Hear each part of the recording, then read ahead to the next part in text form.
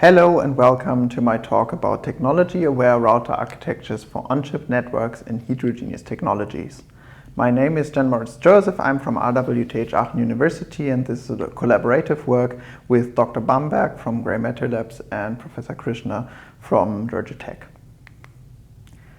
So 3D integration is basically the idea of stacking and interconnecting dies.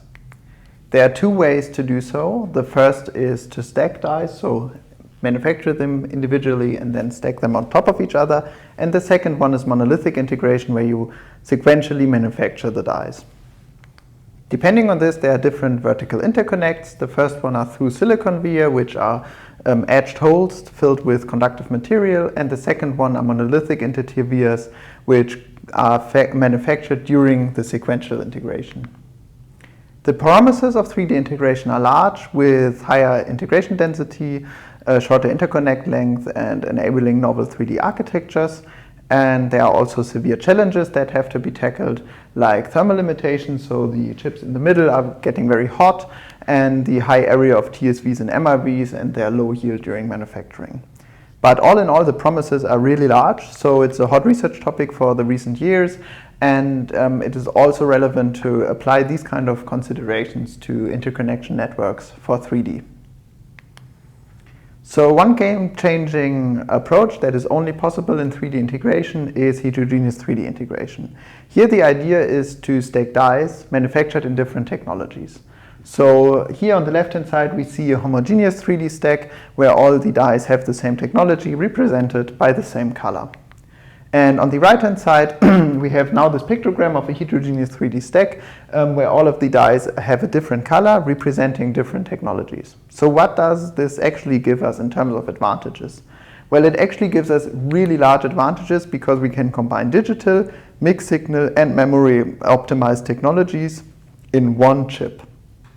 And this, for instance, can be applied to CPU architecture. So this is a RISC-V that has been synthesized for heterogeneous dies, and it shows improved power because the level 3 cache here is taken into a separate layer, and in the separate layer or separate die it can be manufactured in an optimized technology, here in STT-MRAM, and by that give us improved power. So what happens if we take now our focus on network on chip? Well, basically the NOC is one component that spans the whole chip. So it is not profiting of heterogeneous technologies, but it's actually challenged by that because we have to build one structure that can cope with all the different technology scenarios. To put it in other ways, there are two main challenges for existing solutions here. These are varying area and varying clock frequency. Because I synthesize the same router, so the same router architecture for different technologies, then it will have different area and different clock frequency. And so how did we tackle this in recent years in our publications? So first we took a look at buffer relocation, and that gives us some advantages in terms of low power and reduced area, because if we move the buffer that should originally been here in an expensive mixed signal layer and we move it down to a digital layer, that just gives us some direct advantages. But it increases the flit latency, so we are basically trading performance. To tackle this, we suggested asymmetric routing architectures with a modified high throughput router architecture, which gave us some 2.26x latency improvement. But on the other hand, we are still limited in throughput, and the router modification that you can see there in orange, which basically spans the whole router, have a very high power and area cost. So that's not optimal as well. So last year we suggested to bridge now this frequency gap and go back to a synchronous domain using VC reductions, which gives us a very neat design. It is a very simple architecture with low power and low area, but on the other hand, the performance was not always better than what we could achieve with other results. So it is not up to the highest possible performance. So this leads us to today's talk and our idea that we want to basically tackle all three PPA dimensions. And we want to do so by using the working hypothesis that such an efficient NOC for heterogeneous 3D ICs can only be achieved by making the NOCs macro, so system level, and microarchitecture heterogeneous. So if we have heterogeneous technologies, as shown here, both for 3D IC or 2.5D chiplets applicable, we need a technology-aware NOC architecture co-design that optimizes both the routing and the microarchitectures. Okay, let's take a look at today's agenda. So what you already saw were existing solutions that trade one PPA dimensions for others. And our working hypothesis derived from that says that we actually need to go heterogeneous in terms of the architecture. So this is basically our solution, an asymmetric routing algorithm with an NOC router architecture, and this is what I'm going to present in the next slides. Then I'm going to go into the results that we achieve with that, taking a look at power, performance, and area, and finally conclude, and this is already foreshadowing what we achieve, we actually can now improve PPA simultaneously in all dimensions. So let's take a look at our solution. So as I already said, existing solutions trade one of the PPA dimensions for improvements in the other two. So that's not optimal, right? And our idea is to apply heterogeneous and asymmetric, heterogeneous and asynchronous router architecture. And doing this with a systematic approach, we can actually get power and performance improvements. And so our systematic approach starts at the system level, so we optimize the routing for the specific technology, and in the paper you will get a set of formulas that helps you to derive your optimal routing architecture. Then we go at the microarchitecture and we see what is the consequence of this routing algorithm that we found, and we optimize the distribution of virtual channels based on this technology setting. And then we finally can do a PPA analysis to understand the implications of our design and judge whether it's actually any good. So let's take a look at the first step. So we want to do a heterogeneity-aware routing optimization, and we want to apply three basic principles here. So the first is we do not want to increase the number of vertical transmissions because they are relatively power costly, so let's not do that. This rules out a lot of designs, for instance, one where you put the whole NOC in a digital layer, which initially seems promising, but it's actually not because of this. We, of course, want to keep the costs low, obviously, and also we want to have a simple design because we think that our previous works are too complicated to actually apply them in industry. So for this, we propose this Z plus XYZ minus routing that you can see here. So this is basically a slice through the NOC. You have two layers, a slower layer on top and a faster layer on bottom with some random technologies, frankly spoken, but it's just a pictogram here. And if you use conventional XYZ routing, if you want to go from R1 to R2, you go along the mixed signal layer and then down. And on the back part, you go along the digital layer and then up. And so basically, what we can see here is that the digital layer is cheaper, right? So we want to prefer to go along the digital layer. And by this, we do this by removing this orange path and mapping both paths to the green one. So that's this Z plus XYZ minus routing. And you can see the routing algorithm here. And if you take a look at it, it's just a modification of the order of the if-else statements compared to XYZ routing. So this has the same complexity as XYZ routing, which is really neat. But if you take a look at our paper, you will find an extensive argumentation with some formulas that we can actually achieve up to 25% of power saving theoretically for uniform random traffic in this scenario, which is way above what we could get with state-of-the-art coding technologies, which are around 15%. So this seems really promising. Let's take a look how we can modify the router microarchitecture to account for this promising routing algorithm. And our most important observation is that the routers in the mixed signal layer are less used. This is kind of obvious how we constructed the routing algorithm, but just for like a proof again, we did some simulations. And so what we see here is the usage of VCs from 0 to 2 VCs.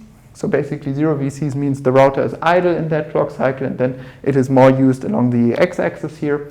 And so we split up vertical and horizontal links. And if you first take a look at the horizontal links in green, what you see in the mixed signal layer, they are more often idle and they are less often used and basically nearly never used with 2 VCs.